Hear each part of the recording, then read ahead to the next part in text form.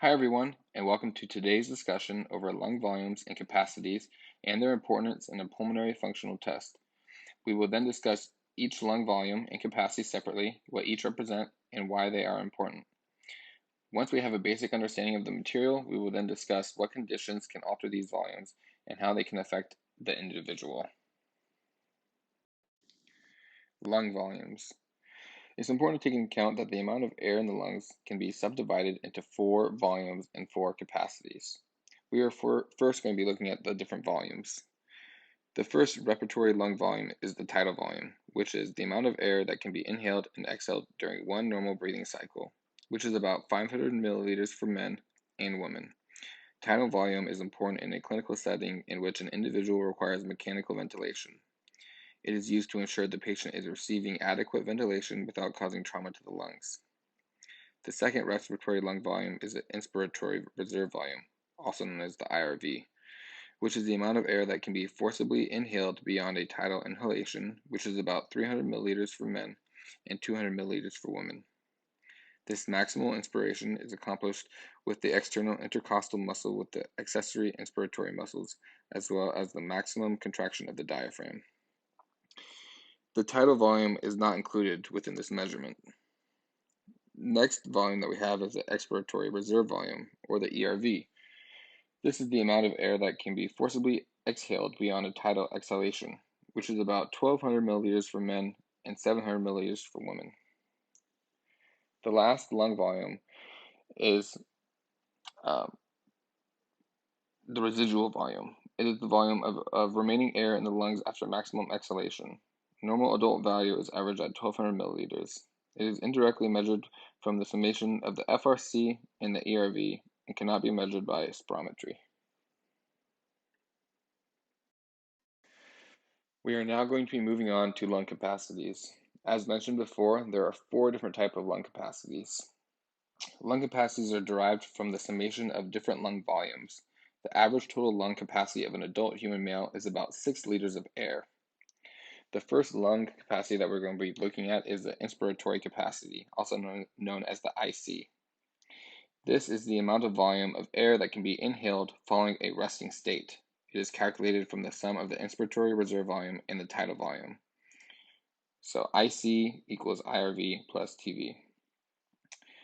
Moving on to the second capacity, we have the total lung capacity, or the TLC. This is the maximum volume of air the lungs can accommodate, or sum of all volume compartments of the volume of air in the lungs after maximum inspiration. The normal value is about 6,000 milliliters. The TLC is calculated by summation of the 4 primary lung volumes, the TV, the IRV, the ERV, and the RV. TLC may be increased in patients with obstructive defects such as emphysema and decreased in patients with restrictive abnormalities, including chest wall abnormalities. Moving on to the vital capacity. This is the total amount of air exhaled after maximum inhalation. The volume is about 4,800 milliliters, and it varies according to age and body size. It is calculated by summing tidal volume, inspiratory reserve volume, and expiratory reserve volume. VC indicates the ability to breathe deeply and cough, reflecting inspiratory and expiratory muscle strength. VC should be 3 times greater than TV for effective cough.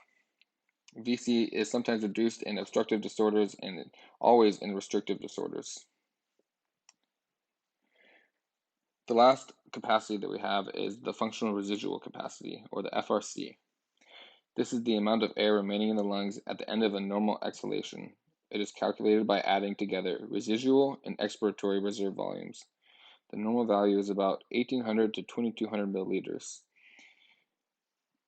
The FRC does not rely on effort and highlights the resting position when inner and outer elastic recoils are balanced. The FRC is reduced in restrictive disorders.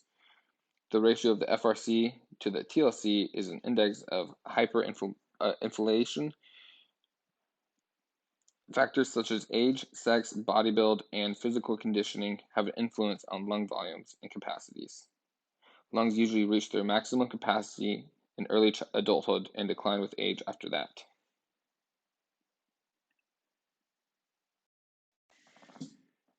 Now that we have gone over the different types of lung volumes and capacities, we're going to be taking a look at pulmonary function tests. So what are pulmonary function tests? Pulmonary function tests, also known as PFTs, are non-invasive tests that show how well the lungs are working. The test measures lung volume, capacity, rates of flow, and gas exchange. This information is important because it can help your healthcare provider diagnose and decide the treatment of certain lung disorders.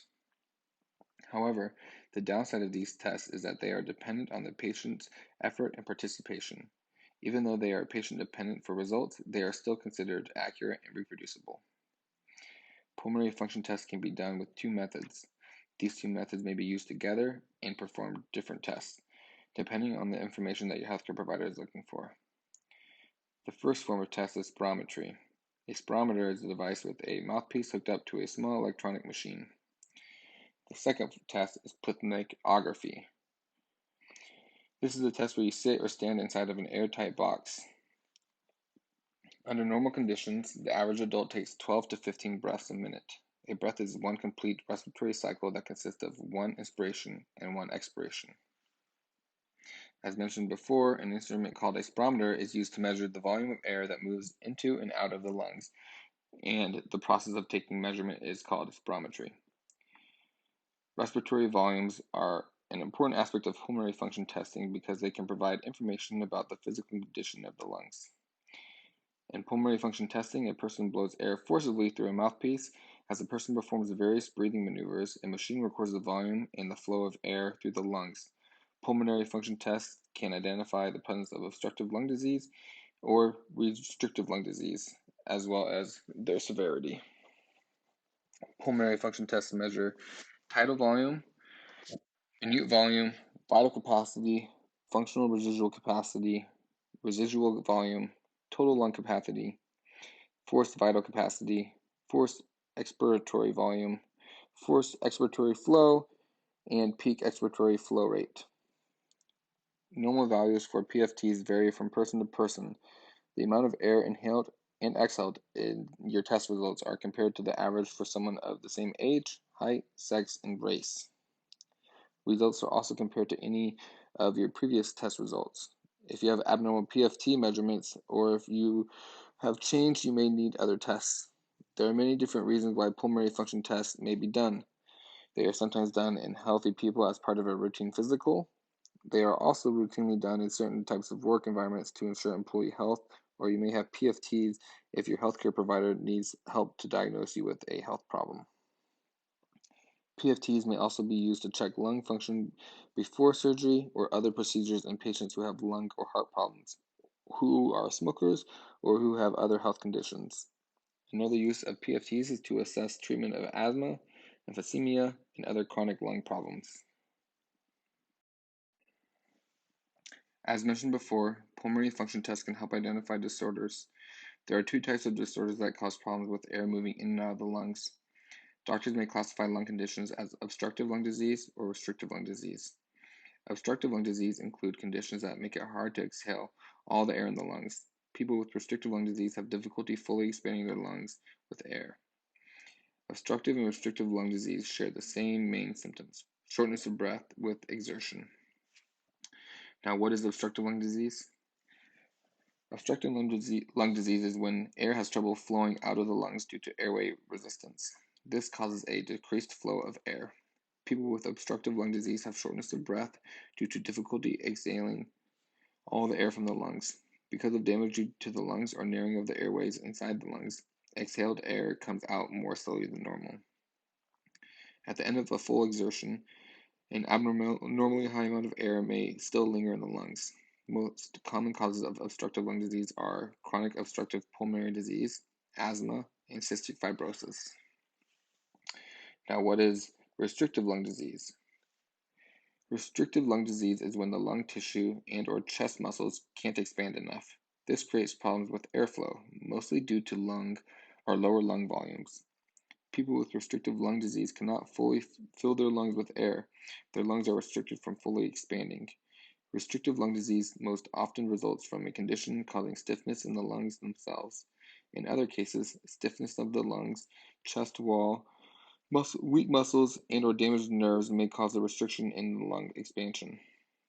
Some conditions causing restrictive lung disease are obesity, scoliosis, and neuromuscular disease such as muscular dystrophy or amyotrophic lateral sclerosis. Before concluding today's discussion regarding lung volumes and capacities, let's take a brief look at a case study.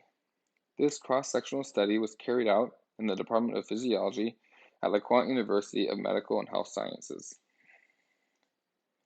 A total of 74 male students between the ages of 17 to 23 years of age participated within the study.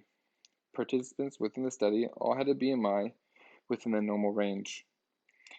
Each participant were non-smokers, had no history of any cardiac or respiratory disease. Any applicants who were smokers and those having any cardiac disease or females were excluded. A prerequisite medical screening session occurred consisting of a BMI, electrocardiogram, and blood pressure was done before spirometry. Results of the study indicated that the vital capacity in male students with a height less than 167.4 centimeters was 3.0 liters with a standard deviation of 0.5.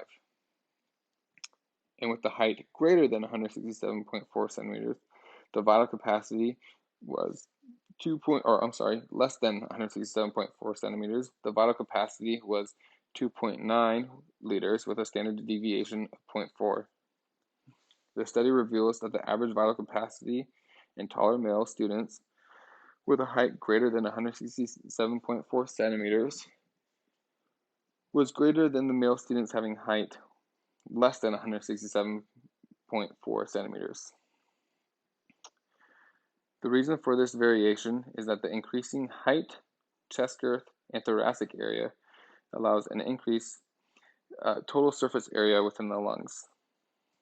In taller people, there is more area for exchange of air, which is more available or less available than in shorter individuals. And therefore, the greater amount of air can exchange in and out, and this causes an increase in vital capacity of taller people. A tall individual may have a higher VC, FRC, and TLC. Another study from Nigeria showed that the vital capacity increases with height. In conclusion, there are variations in vital capacity of individuals of the same gender in relationship with their heights, even within the same ethnic and age groups. Height is the robust factor, which affects the lung volumes and capacities among all other physical factors, such as gender and age ethnicity. Now that we have gone over the case study, that concludes today's discussion regarding lung volumes and capacities. I hope you were able to learn something, and I look forward to seeing you in the next discussion. Thank you.